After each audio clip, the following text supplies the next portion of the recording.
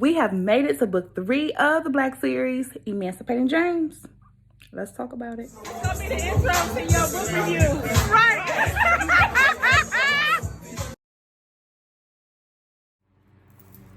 Hey you guys. So listen, I was meaning to give y'all this video a lot sooner in the week than today, but I was having some technical difficulties with my nails and yeah, I just couldn't do it.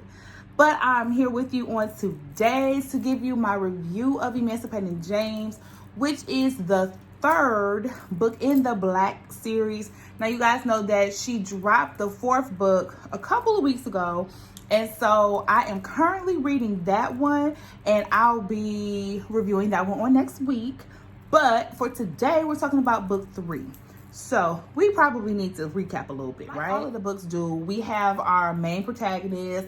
They have a love interest, and then pretty much the storyline is being told from a focal point that's usually theirs, right? See, though, the thing about this book is it's kind of sort of not doing that anymore. Like, the book is, the series I should say, it's kind of transitioning into a story about just the people for independence, and not just the main person that's named in the title. That might be possibly one of my itty bitty little criticisms of the book. Like, this book is called Emancipating James. But if I had to be perfectly honest with you, the supporting characters in this book was written so well, I low-key forgot a couple of details about James. James is a little forgettable to me in this book. And because of that, if I had to envision James as somebody, I'm thinking him. Because he all right. But I could see somebody forgetting him. You know what I'm saying? Like, if a detective came and was like, ma'am, can you describe the assailant? You'd be like, he a black man. Y'all, I even low-key forgot who he was dating. I was like, who was his boo again? But let me tell you who I did not forget about. 4 words. Jeremiah the Black Cracker.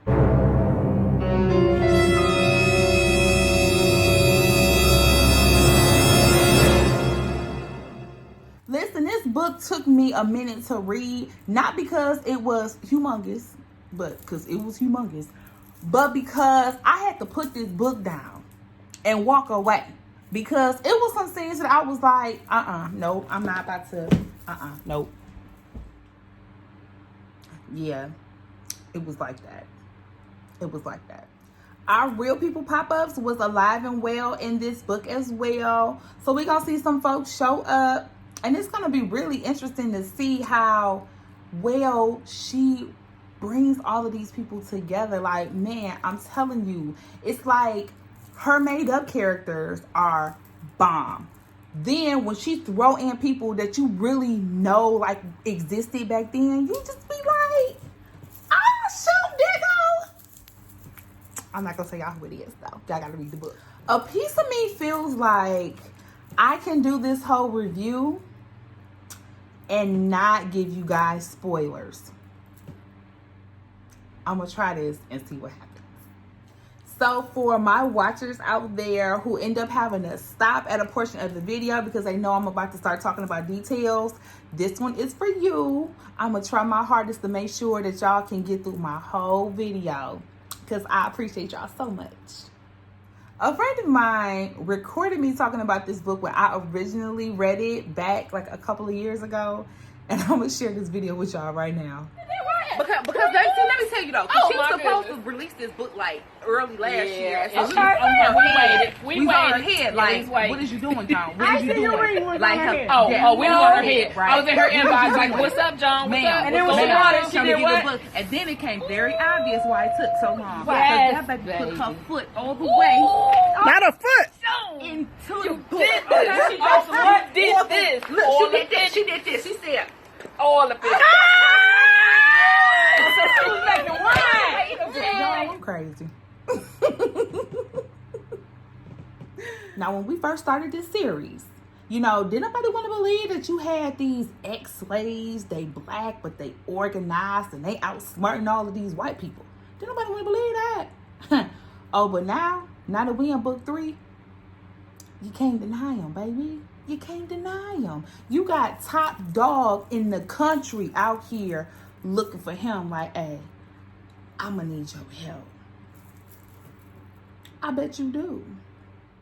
So now we got some old 18th century Mission Impossible type ish going on.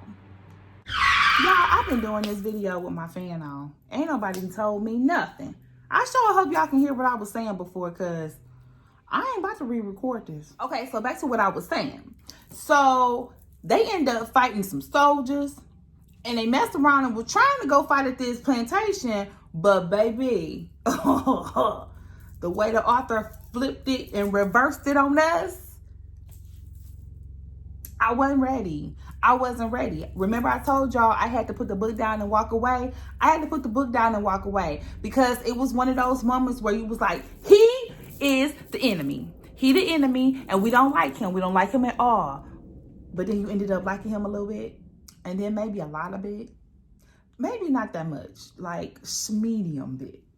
And I would be remiss if I did not remind you all that, baby, this book is written like a movie. Like, it was good, y'all. It was so good. Man, I done just started thinking about Jeremiah. I can't stand him, yo. Ugh. But dang, it was this one scene where I was like, hell yeah, Jeremiah. And I ain't want to say it, but I had to say it because he came through in the clutch, baby. He came through. He still get on my nerves, though. Y'all see how much I can say about the book in general, and it's not really all that focused on James? Yeah, see, this just really wasn't about him. It just wasn't. Emancipating James gets 4 acrylic nails from me.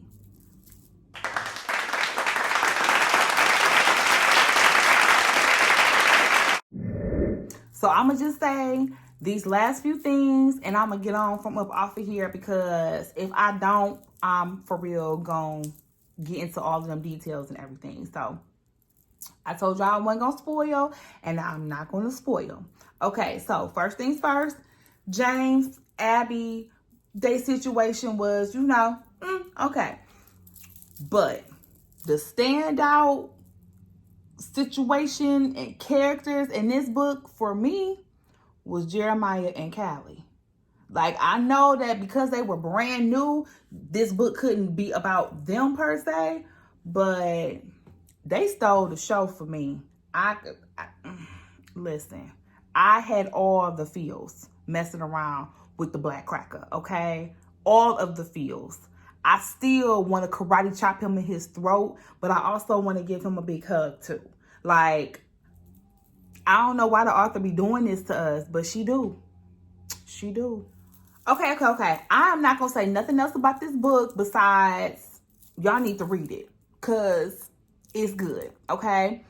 And lastly, I want to make sure that you guys know that book 4 is out. Y'all can go ahead and make sure that you catch up on that. I'm going to be reviewing it on next week.